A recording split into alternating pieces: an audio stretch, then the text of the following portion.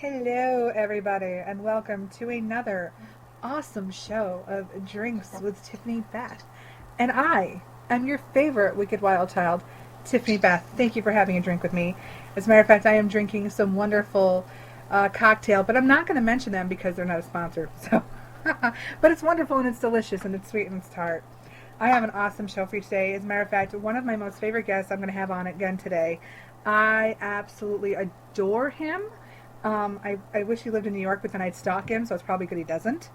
Um, he was on the 80s show Airwolf. He was on many, many shows. And he's been in movies, and he's an author, and he is a rancher, and he's just such a beautiful person. And he's so full of life and so full of wonderment. I'm so glad he came on the show again today. And we're going to have him on in a little bit. That's Mr. Alex Cord. We're going to have him on in just a minute. But before I bring on my awesome, wonderful, adoring guest, a couple shout outs. Everybody knows I am a huge animal advocate, and I have the honor and the pleasure of advocating for a specific animal rescue and shelter. It's called Best Friends Animal Society. They are just ravenous at getting justice for animals, making sure that they rescue the abused and neglected and give them loving, safe, caring homes. And that's what I'm all about. So, Best Friends Animal Society, you should look them up. Donate to them if you can. www.thebestfriendsanimalsociety.com. Donate to them. Help them keep saving these beautiful, precious fur babies that, other words, excuse my French, assholes like to neglect and abuse. Which, by the way, I am a huge, also avid advocate for eye for an eye. So if you abuse an animal, you should be treated the same way you abuse that animal. So, I know people think, well, what if the animal dies? Well, guess what? Such should come to the person who did it. So, I'm a bit extreme, but I love my fur babies. So, there's the Best Friend Animal Society. Please go to their website, donate money to them, help them rescue these fur babies that so desperately need us. Help the innocent, okay? Let's do that. And if you're living upstate New York, bring your fur babies inside. It's cold. Actually, you should always have your fur babies inside because they're fur babies, unless you're outside playing. But then you bring them in at night, okay? Everybody on that? All right, cool. Jackie Bowling, psychic medium. I'm not a big person for psychics. Actually, I'm not real, but you know what? She truly is gifted. Jackie Bowling, you can find her on www.dtmwickedradio.com under the sponsors. And right on our main page, she is very, truly gifted. She actually came up to me and started telling me things about myself that she didn't know. I'd never met her before. And things about, things that I've never told anybody. And so she is truly gifted. So if you're looking for spiritual enlightenment, maybe you have some answers, you need a spiritual cleansing, go to www.dtmwickedradio.com, click on the sponsor page, and look up Jackie Bowling. You will not be sorry. Also, the Caring Coaching Center. Everybody wants to get healthy and be a new person. The only way to do it is with guidance, let's be honest. And the Caring Coaching Center is the place for you to go. Karen Kennedy is an amazing coach. She's not just a health coach, so don't think that. She's a coach with a lot of things. If you want to lose some weight, she'll help you lose weight. If you want to get your life in order, she'll help you get your life in order. So she's kind of like a life coach and a nutritional coach at the same time, which is really nice because you have to balance the two, right? So go to www.thecaringcoachingcenter.com. and email her and get a free 15-minute health history consultation. And what that will do is help her create a program specifically designed for you. That's right. There's not one baseline program that everybody has to follow. Everything is centered and catered to your needs. So that's thecaringcoachingcenter.com. Go and contact Karen today. So those are my sponsors, people. And now I can move on to my awesome guest. Like I said, I completely adore him. He was on an epic 80s show. He's been on a lot of other epic shows, epic movies. He's an author with some amazing books. We're going to talk about them today. And we're going to get you a little more about Alex Cord. Hi, Alex. Hi, how you doing, Tiffany? I am good, and I am excited to have you on my show. How are you? I'm just fine. I couldn't be better. It's one of those days where everything is good. You know, the weather is great, the sun is shining, the sky is blue, the grass is green.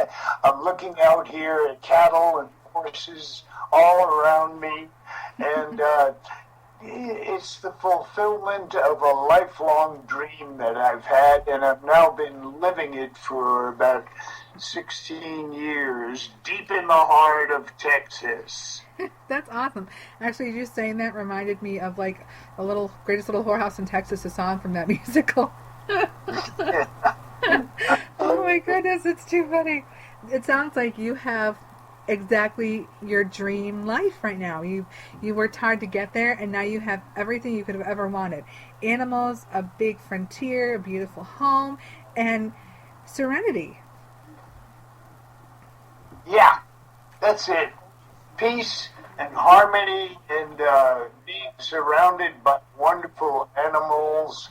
I heard what you were saying about rescuing animals. We have 4 dogs. Cat. All of our dogs are rescued by my wife, Susanna. I can't let her drive down to the main road without putting blinkers on her, because every time she goes down the road, she comes back with a dog. You know what? I talked to. She's an author as well. Yeah, I love your. Well, I just put 2 and 2 together. I don't know why it took me so long. I just put 2 and 2. I love your wife. As a matter of fact, I want to have her back on my show. And a couple. Everybody loves Susanna. My God, I don't know how I ever got so lucky as to end up with her as my wife. I must have done something right somewhere, because she is the best. You both make a fantastic parent. She's such a beautiful, loving woman, and when we had such a fun time talking on and off the show, and such a warm-hearted person, and you two are perfect for each other. So now I get it. I don't know why it took me so long to put two together. You guys belong together. That's so awesome. Oh, my heart's even like more happy now to know that she's your wife. Now I get it. Yeah. Yeah, she's great. That's awesome. Now, you've been on Airwolf, which was an epic 80s show. And it's so funny because I actually caught they had some reruns on TV Land, believe it or not. And your character came up, I'm like, oh, I talked to him! That's Alex Cord!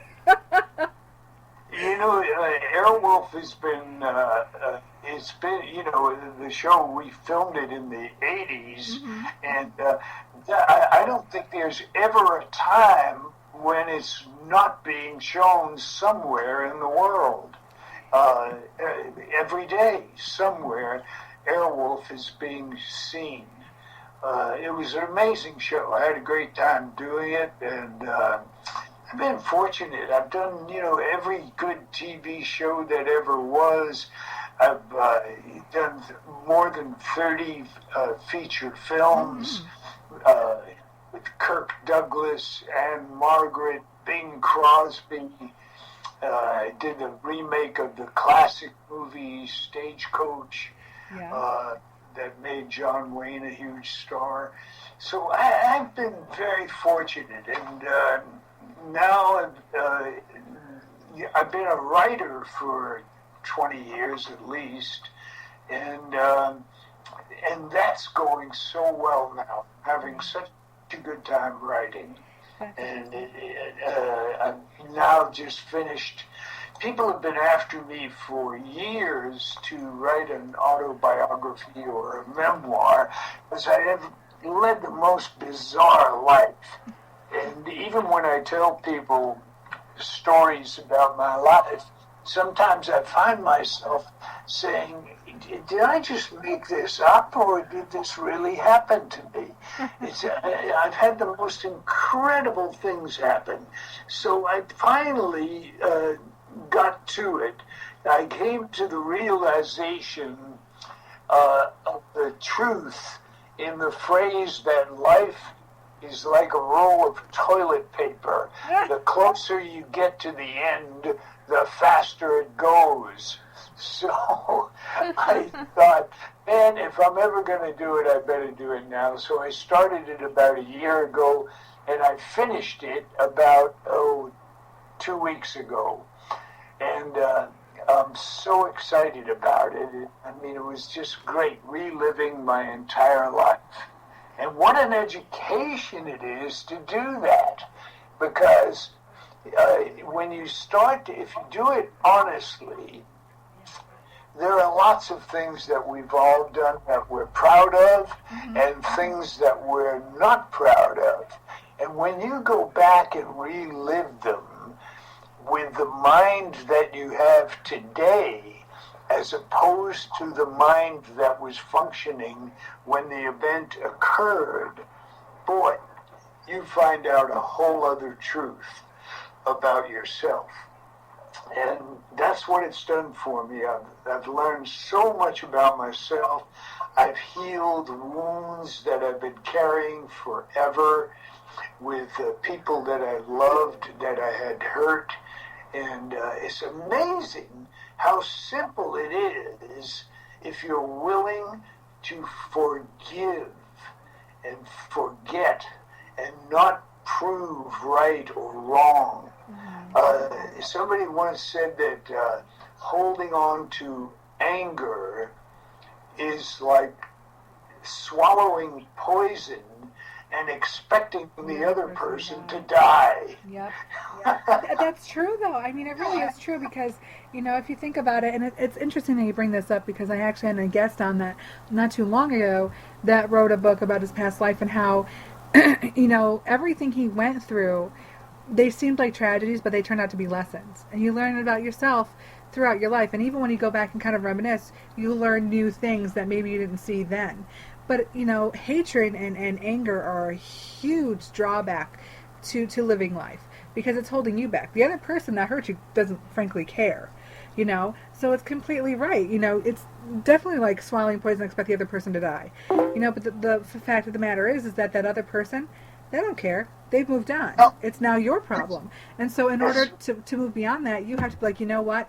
I'm not going to swallow this pill. I'm not going to swallow the poison. I'm just going to wash my hands of it and move on, because I'm a better person for it. Yeah, it's true. And so, as simple as a phone call can get rid of a burden that you've been carrying for just by making a phone call or a letter. It's so simple and easy to do, and the rewards are fantastic. And but I've had the most extraordinary things. I came from a very humble background, and I ended up playing polo with Prince Charles. Oh, wow! I was a bricklayer, paying my way through college. And I end up on a polo field with Prince Charles. What? So, that's the title of the autobiography is From Wheelbarrow to Ferrari and Back Again. Oh, wow. That's great. Now is the Prince Charles story in the book? Yeah, you bet. Now, are you allowed to share a little bit with us about? Because I'm interested in how you met him, and was he nice? Oh, he was great. Yeah, being a polo player, it can open more doors. Believe it or not, although he certainly didn't look like it in the images that we know of him, but Winston Churchill was a very avid polo player in his younger years, and he once said that the greatest passport in the world was a polo handicap, meaning that if you were a polo player, you could go anywhere in the world, go to the polo club, and introduce yourself, and you would be welcomed like a long-lost brother. And it's been proven true. I've played all over the world. Yeah. That's awesome. So, yeah, and this was for a big charity benefit thing, and he couldn't have been nicer, Prince Charles. Wonderful guy, and damn good polo player. A really good polo player. Of course, he had the best horses in the world. Oh, I bet. Yeah. Oh, what a beautiful story. That's so cool. You really have lived a, but it's amazing because everybody, I think, has those moments in life. They're like, whoa, did that just happen? That is so cool. I never thought that would happen in a million years. Yeah, did I ever think I'd walk into an office at Paramount Studios and have Kirk Douglas jump up from his desk and come toward me with his arms open wide to welcome me, and he called me his brother. His first words out of his mouth as he saw me, because I was going to play his brother in a movie. And he jumped up from behind his desk, came toward me with his arms open wide, and he said, "My brother." It wrapped me in his arms. Did I ever think I'd see that day? Good God. That is so cool. Are you still friends with him to this day? Oh, yeah. To this, I wrote him a letter about, not more than 2 weeks ago. I wrote him a letter telling him that I was finishing my autobiography. And, he's going to be 100 years old. Oh, my He's God. 94. And he's still, and good God, he's such a heroic character. I love Kirk Douglas. Oh, I mean, he suffered a stroke, came back from the stroke, sharp as a tack. He just finished writing another book. Just a wonderful man. I can't say enough about Kirk Douglas. Yeah, great man. But then, I've had that same experience with and Crosby and Ernie Borgnine. Good God. wow. They don't come any better than Ernie Borgnine. No, not at all. I actually listened to a podcast with him. He's very awesome. Oh, God. What a loss. Yeah, it was sad. Yeah. Great guy.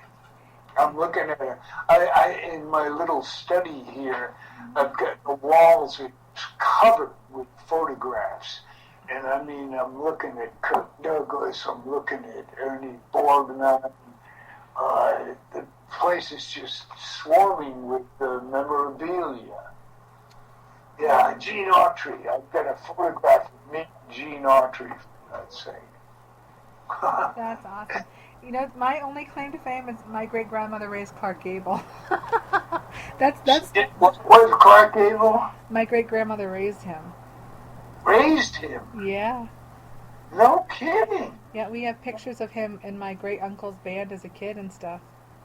Wow, well, that's cool. It's one of those moments you're like, when my mom told me about that, I was like, no. So it's kind of like listening to you with all the photographs and everything. Like, you just kind of sit there and you kind of take in awe of these wonderful people who have left marks on your life that you'd never in a million years, think that you'd get to meet or become friends with, that become a significant part of your life. And, when my mom told me that, I was like, no way. Yeah. Yeah, it's great. So, tell us some more about your books. What got you into writing? What kind of provoked that? Well, it was, it just evolved early on, very early on, when I was going to college.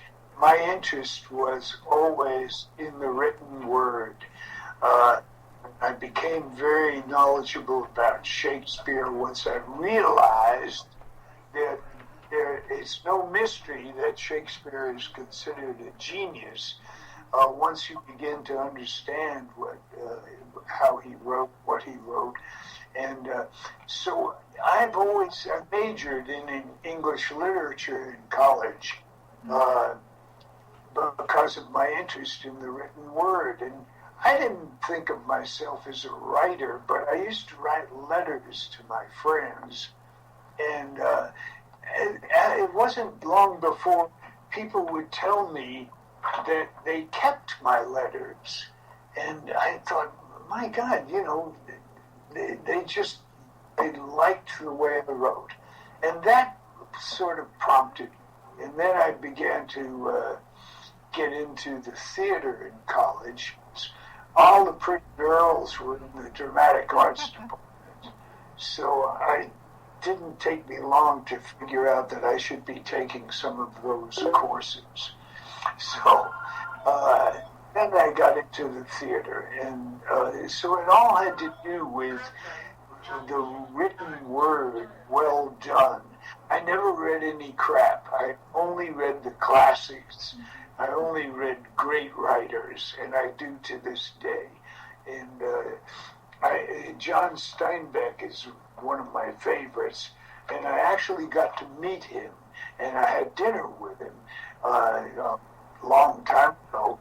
But I have a library of great books, great writers, and I'm looking right on my desk right now, and I'm working on another story. I have an open copy of John Steinbeck's book called To a God Unknown, and it's one of my favorites of his. And I read that book. I've read it from cover to cover at least 4 or 5 times over the past 30 years. But I keep it on my desk, and I'll open it and read 2 or 3 pages just as a warm-up and for inspiration before I start working on my own things. Oh, nice. So, yeah. So, And that's how I got started, you know, and now I'm really into it, and so I'll have 2 more new books coming out this year, the autobiography and a love story that I'm working on called Scarlet Road. ooh, now, where do you get an inspiration for a love story? Your own marriage, or do you observe the people within your own environment to kind of get that idea, or? You know what? I think I've been a romantic all my life. And until I met Susanna, I've had, you know, many relationships with women throughout my life. I've been very fortunate having some astonishingly beautiful women in my life. But it wasn't until I met Susanna, and I'd been married twice before, I had never been in love. Right. I thought that I had been in love. You were in love with the idea of being in love. Pardon me? You were in love with the idea of being in love. Yeah, exactly. And I wanted to be in love, so, you know, it's easy to convince yourself that you are. It wasn't until I met Susanna and I realized that I was experiencing feelings that I had never felt before. Never. And only then did I realize that this was the first time I had ever been in love. So I always wrote about love from a fantasy point of view. I wrote about what I wanted to have in my life but didn't have. And so now I've got, everything that I write has a love story in it. But this one that I'm writing now is a pure love story. Aww, that's so awesome. I love how you talked about how, you know, the different feelings. And that makes me want to read your love story now. Now I have to read it because I got to see what you put into it. This is a killer love story. It's called Scarlet Road. And it's about a love that never dies. A love that exists beyond life itself. It's awesome. It's an awesome story. Yeah. That sounds like, well, when it comes out, we're going to have you back on the show again. Yeah. Yeah. Yeah, this one, I'm hoping it's out this year, along with, I think I'll have it finished within 3-4 months. And the autobiography will be out this year as well. How exciting. And that's finished, but what we're doing now is trying to find the right publisher for it. Right, and sometimes that can be really, really tough. That can be really, really tough. Well, you let me know when they come out, and I will happily help.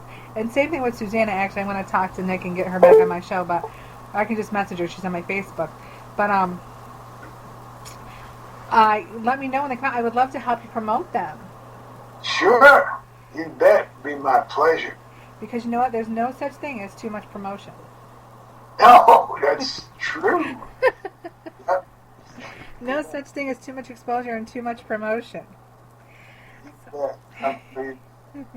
So, what other, when you have spare time, you have the animals, you have the ranch, tell us a little bit about Alex that not everybody gets to see, beyond the movies, beyond the show, beyond the books.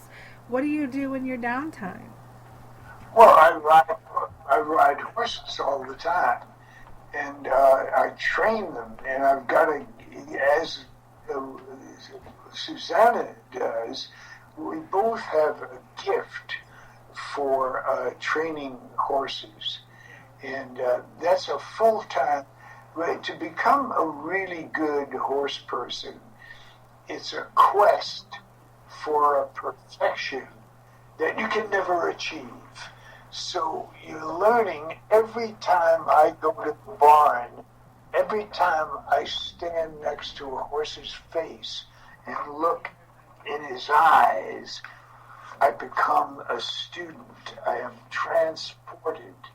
And that horse can take me to places that I never even dreamed of. Oh, that's poetic. It's true. Yeah, it's true. There is a potent, influential energy that comes from within the horse. And those who fall under that spell are the slaves of a grand passion. Oh my goodness, that is beautiful. Well, it's the truth. It is the absolute truth. What you do is, if you really get into it, you have to, it comes from love. You have to have the love. And the horse knows when you love it. And what happens is you give up something of yourself to the horse. The horse gives up something of himself to you, and you come together as a third entity, like a centaur. Oh, wow. And that's what good riders become. You become a centaur. You become half horse, and the horse becomes half human. So it really is true, you know, be one with the horse. At one with the horse, yes. At one with the horse, yep. That's so awesome. That's, you know, I love horses, and they're such beautiful beings. I don't want to use the word creature. They're beautiful beings. And Yeah, they're that's so gentle. well said. That's very well said, Tiffany. I'm very happy to hear you put it like that. Beings, yeah. Well, it's true. You know what? I hate it when people use the, you know what? It's interesting. I don't like using the word animal anymore. And I think the only time the word creature should be used is when describing the human race. Because we can be horrible, vile creatures. And that's true. Where animals are living beings. And they feel and they think. And you know, they're so beautiful and magical. And where horses are concerned especially, and this can be said for any animal, but a lot of times horses are actually used for therapeutic reasons because they are such gentle in nature and they are so perceptive and they're so good with children with special needs and such like that. And so, especially horses are living beings and they do such wonders for so many people on so many levels. I am a chairman and have been for almost 30 years for a therapeutic riding program called Ahead with Horses. And I have donated at least 5 or 6 horses to them over the years. And I had one horse that that was a real, this horse was a Ferrari, and developed a lameness, and it became chronic, and but he wasn't dead crippled, but I couldn't use him. I was using him as a team roping horse, and you just couldn't use him for that anymore. And I wanted to donate him, but I thought, oh man, he's just too hot-blooded and to do that. But finally, I thought, they so often respond to what you present them. And very often horses will become gentle with a child, where they're not with an adult who has a strong hand or something. And I talked to the woman who runs this therapeutic riding program, told her about him, and I said, he just might work out. I'll bring him down to you, and you try him for 30 days, and if he doesn't work out, take him back. And he was a pretty son of a gun. He was a black and white paint, and a real fireball. And by God, I brought him down there, and within 3 weeks, she said, he's the most popular horse we have. The kids are crazy about him. He never makes a false move. He just packs these crippled kids around like a babysitter. He's a babysitter. Yeah. So you never know, what you said is just so true. Therapeutically, they can be wonderful. I can look at we have one horse, a big draft horse cross. I can look in that horse's eye, and I swear to you, I can stand there for 20 minutes looking right in his eye from 8 inches away, and it's like a meditation for me. Just looking in his eye. I go somewhere else. He takes me somewhere else. It's the most beautiful experience. I love that. We've got 3 burros, and we had an ancient mare here. I mean ancient. She wasn't even ours. A woman boarded her here, and we took care of the mare. And we thought that mare would not last. I didn't think she'd last 2 or 3 months. I mean, you couldn't keep any weight on her, and we fed her like she was Secretariat. And she was blind in one eye, and it was just a matter of keeping her comfortable and happy. And we put her in a pasture with one of the burros, because the other horses would, there was always the possibility that she could get hurt by another horse just playing, So we wanted to keep her quiet, put a burro in with her, and I thought, a couple of months and she'll be gone. We'll have to put her down or she'll just die. And the woman who owned her never came to see her. She lived far away. So she was like our mare. And this went on for 4 years. Oh my goodness. She and the burro, she lived to be 32 years old, and she and that burro were joined at the hip. And finally, the day came when we had to put her down. She just couldn't stand up anymore. So got the vet out, and we buried her right here in the pasture where she was living. And that burro was devastated. I mean devastated. She roared around the pasture, a flat gallop. She wouldn't stop running. And then she'd jump on top of the mound on her grave and stand there like a statue on top of the grave. And all you had to do was look at her face, and you could see the grief in her face. So anybody who wants to tell you that animals don't feel or have emotions, Total BS. good God, you just don't have a clue. They really don't. They don't have a clue. And you know what? Case in point, with the therapeutic horses, I worked in a house with special needs children, and we would take them to a local horse farm, and I can't remember what it is, but I'll tell you what, probably at 3:30 in the morning I will, and I'll have to Skype it to you. I remember! No, but we took them to a horse farm, and one of our residents had cerebral palsy and autism, severe autism, and so he had a lot of trouble getting up on the horse. He wanted to get up on the horse, but he couldn't, and you know, we're trying to figure out how we're going to get him up there. I mean, even with all the stools and stuff, his legs didn't operate in such a way where that could be cohesive and safely get him on the horse.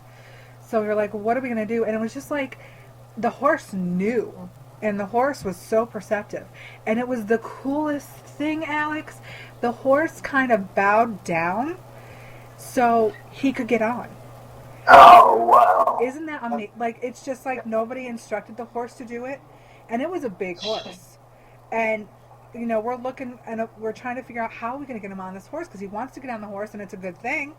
And what are we going to do? All of a sudden, it's just like the horse knew. The horse, like, bowed right in front of him. And we were like, holy crap. And so he got on, and when it was time for him to get off, the horse again bowed down so he could safely get off the horse. Oh, wow. Isn't that incredible? Yeah, you know what we do with some kids who are severely handicapped, you know, and they're in braces and stuff, and we had one kid in particular that I remember very well.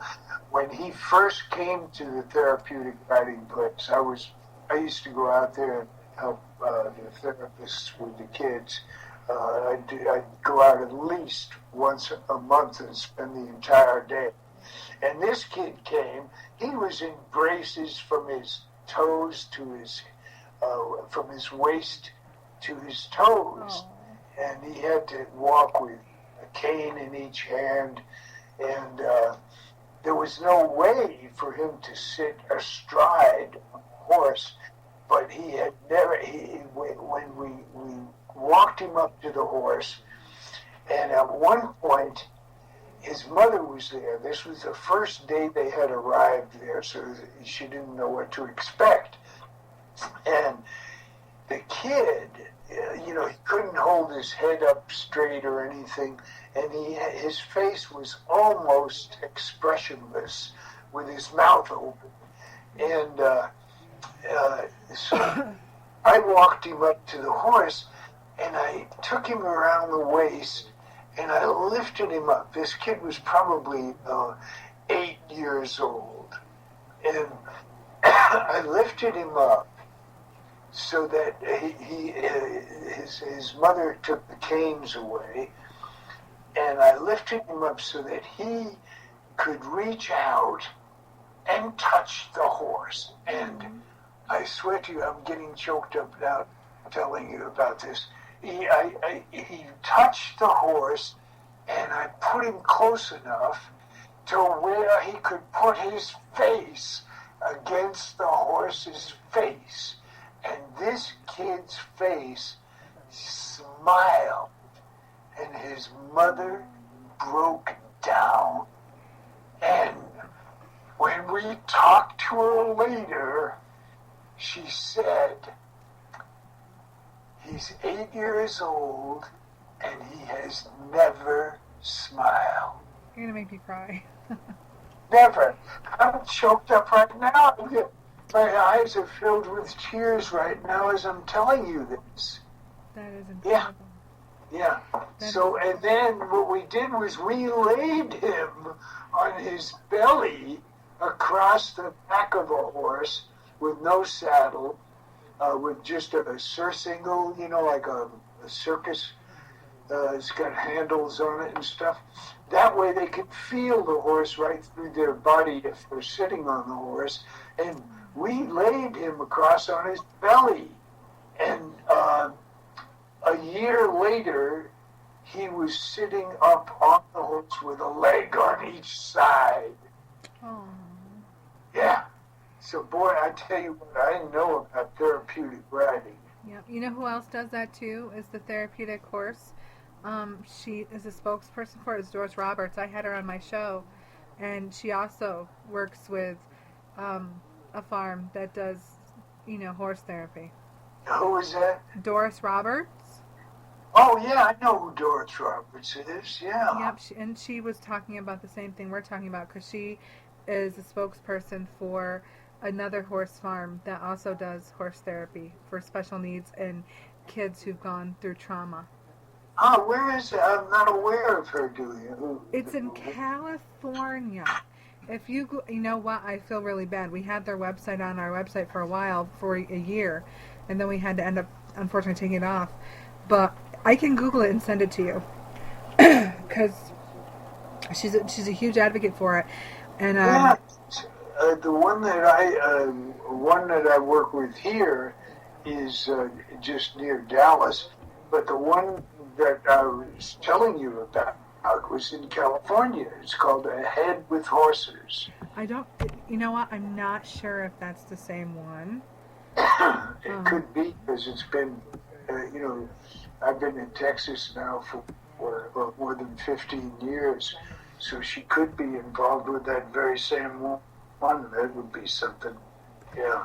Yeah, I'm gonna, because she did some promo shots for it, and we were talking, Ranch Hand Rescue. That's what it's called. And What's it? Ranch Hand Rescue. No, I don't know it. No. Yeah, that they do therapy with horses out there for children with special needs, as well as children who have suffered trauma in their lives. Wow. So, Huh. yeah, it was pretty awesome, and we had that link because I told her we would help her out. So we had that link on our website for a while, but we had to take it down after a while because, we had promised so long, and then we had to bring in other things. But yeah, so, and that's pretty, they do a lot, and she's a huge spokeswoman for it.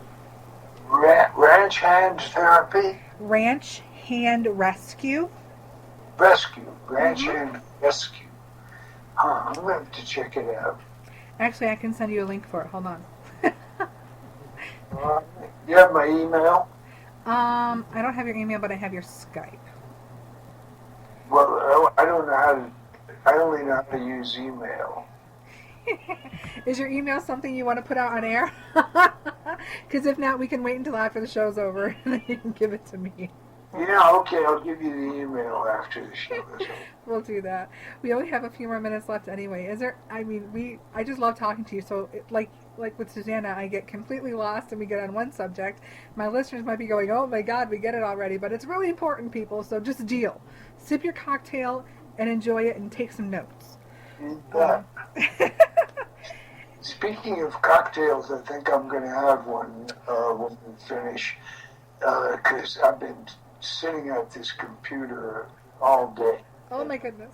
Well, I don't want to keep you, so I'm definitely going to have you on my show again, because I just absolutely adore you, and I can't wait to have Susanna on. And is there anything you want to share with our listeners, anything maybe we didn't cover this time? Any contact information, anything at all about your books, where they can find your books? Well, they're on Amazon right now. There are 2 of them on Amazon, and there'll be 2 more this year. But all they have to do is go to Amazon, type in my name, and it'll all come right up. All they need is type in Alex Corda, Amazon Books.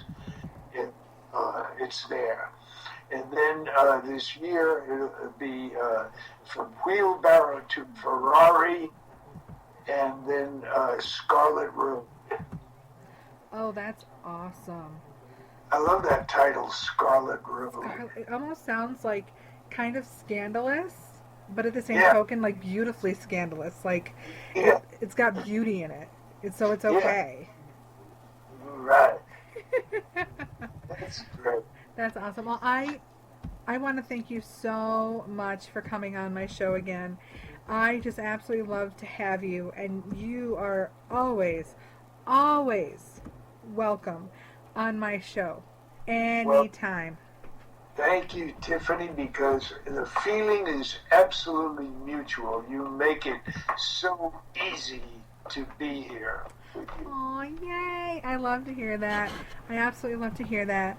And so I want to thank Alex Cord. I want to thank Alex Cord for coming on.